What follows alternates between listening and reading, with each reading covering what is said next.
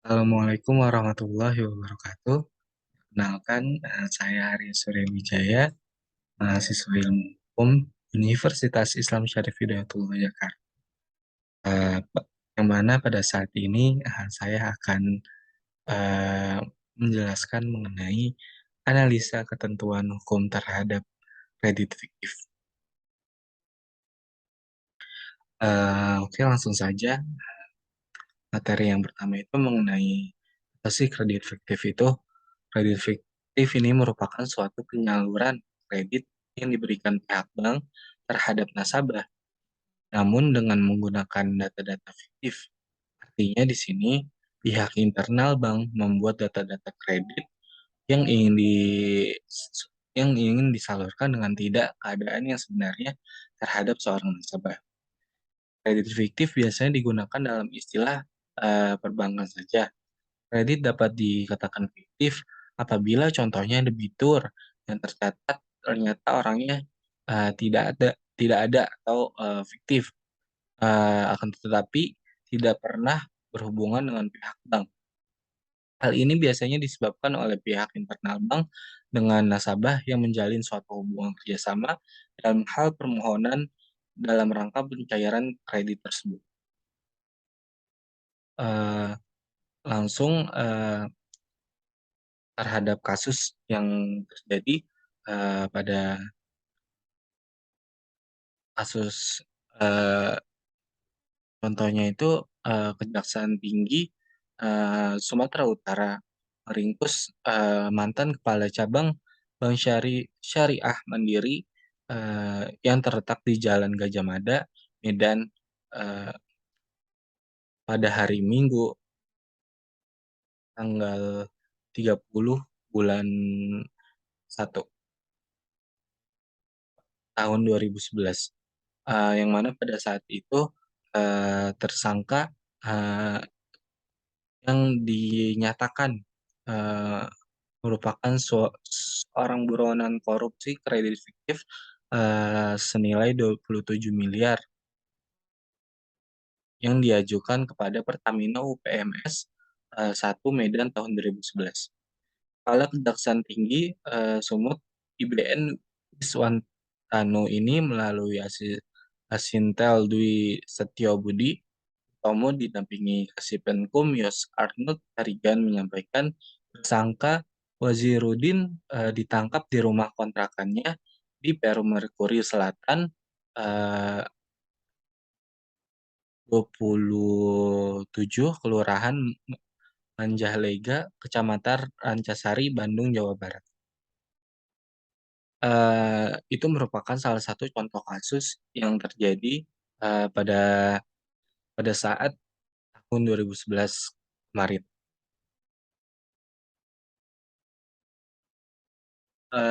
Oke, langsung saja saya akan menjelaskan mengenai teori perbankan terhadap kasus-kasus yang terjadi. Yang pertama itu ada bank konvensional.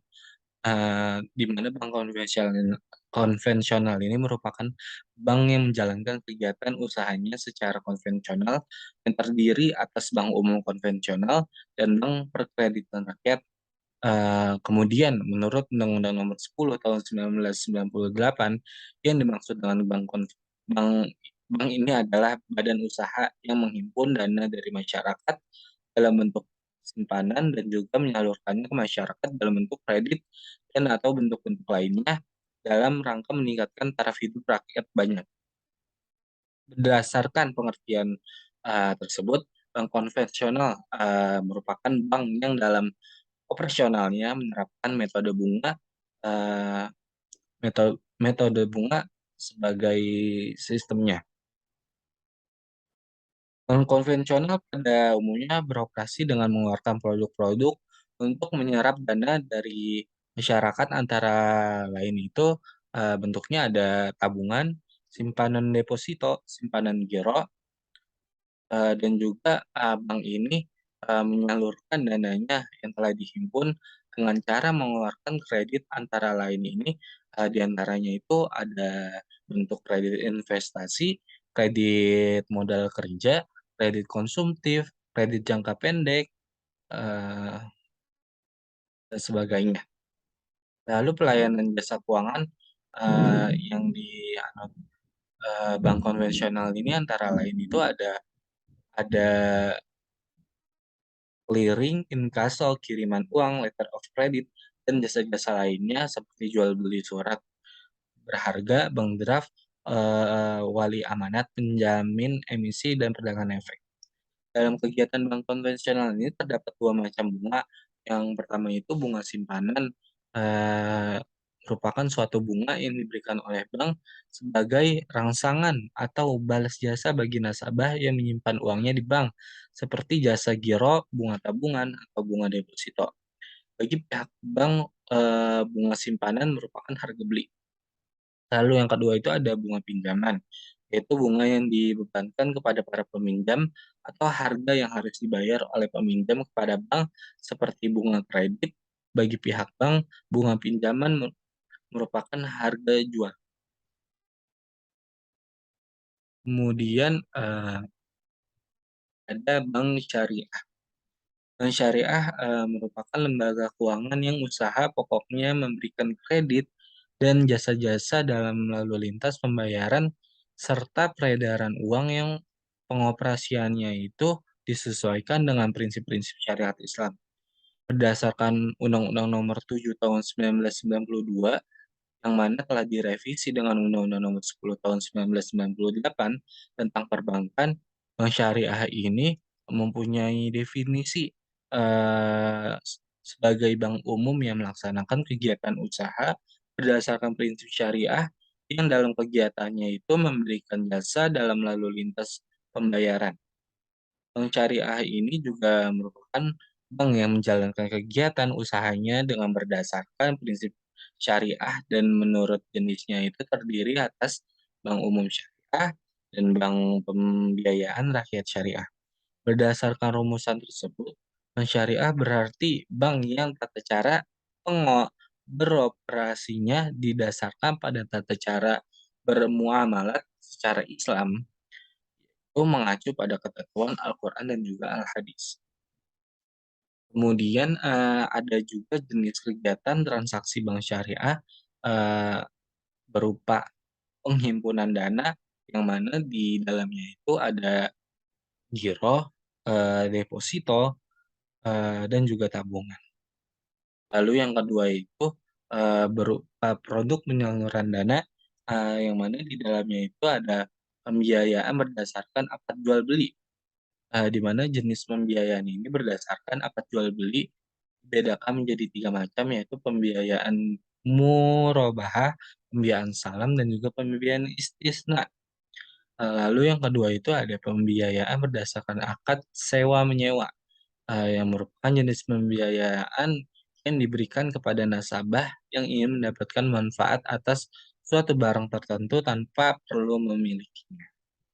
Lalu yang ketiga ada pembiayaan berdasarkan akad bagi hasil. Lalu yang keempat itu ada pembiayaan berdasarkan akad pinjam-meminjam.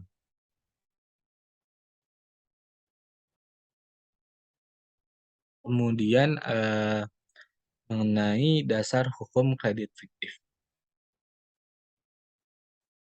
Kredit fiktif, ini dapat diketahui ketika kredit itu macet karena tidak mungkin dapat menagih, nasabah yang tercantum dalam berkas kredit sebagai orang yang tidak pernah meminjam uang.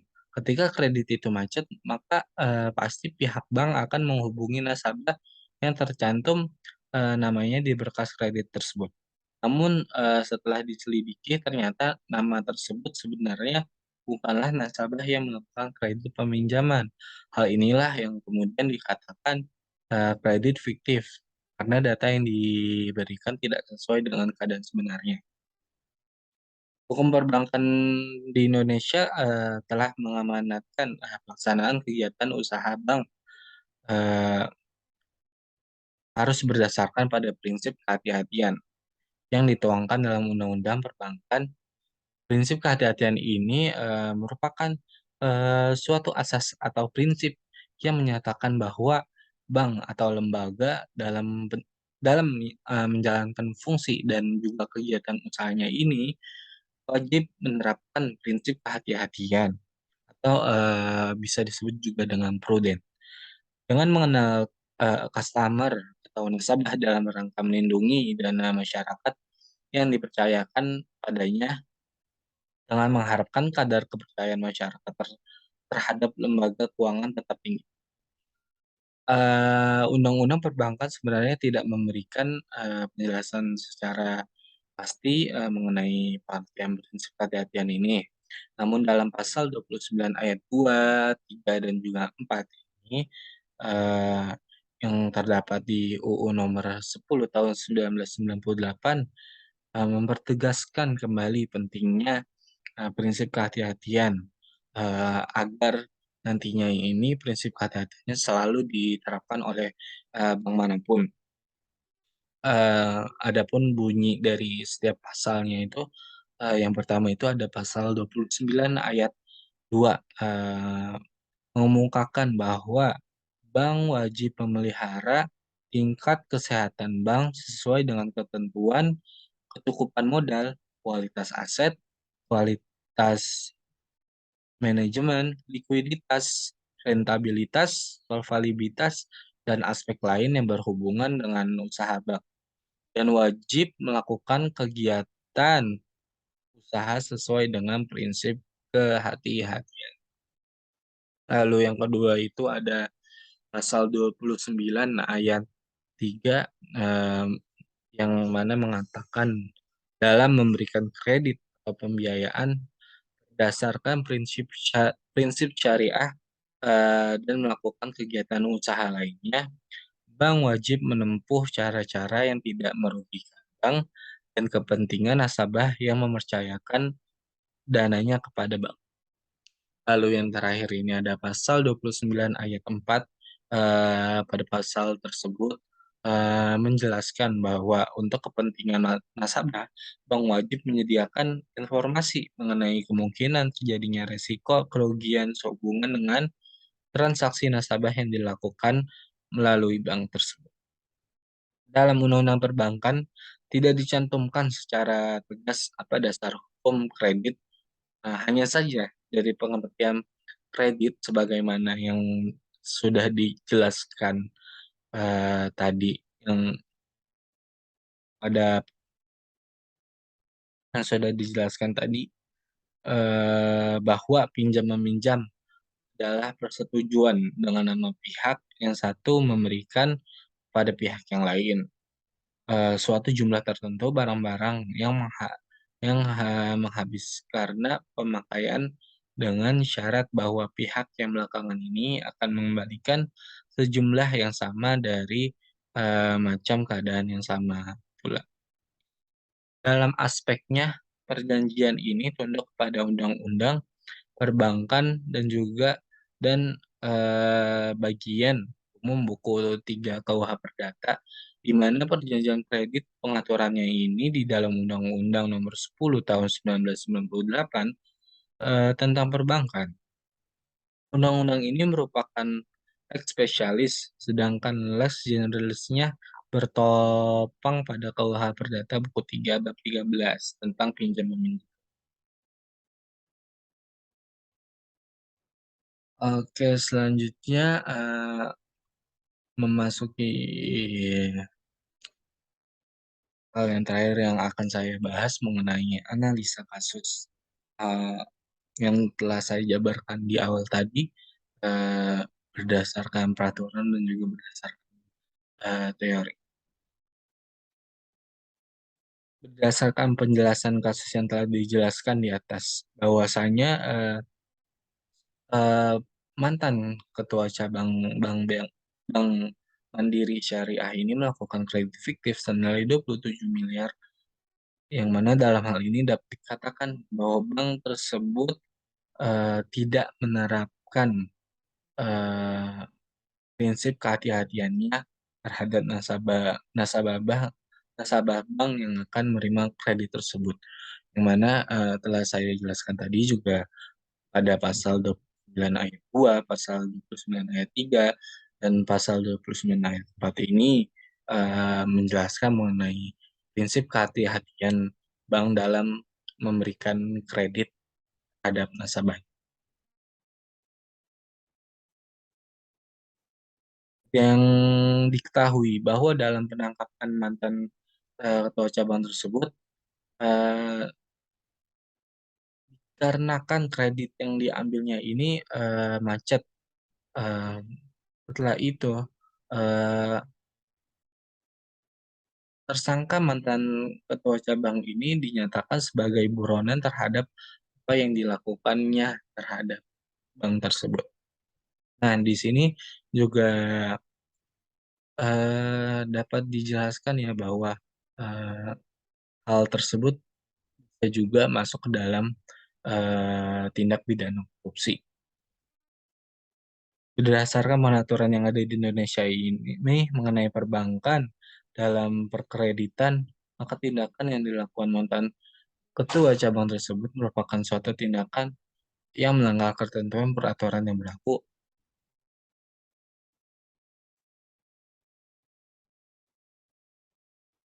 Lalu, jika dikaitkan dengan teori perbankan, seperti yang telah saya jelaskan tadi, mengenai kasus yang sedang dibahas ini, yang mana dalam hal ini bank bank kategori bank yang dilakukan atau dimintai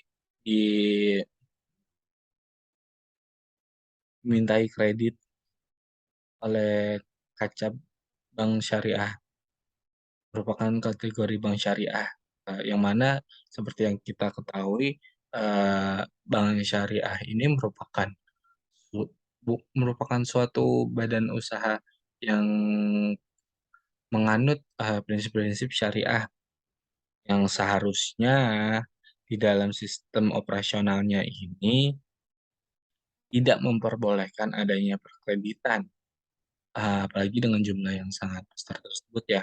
Eee,